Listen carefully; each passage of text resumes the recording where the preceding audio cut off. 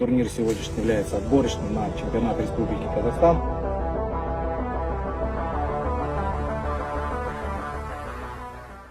Пусть победит сильнейший.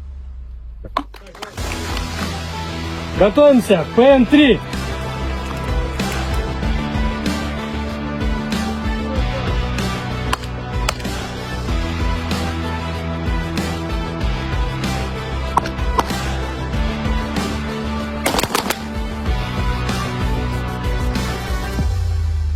Вопросы есть?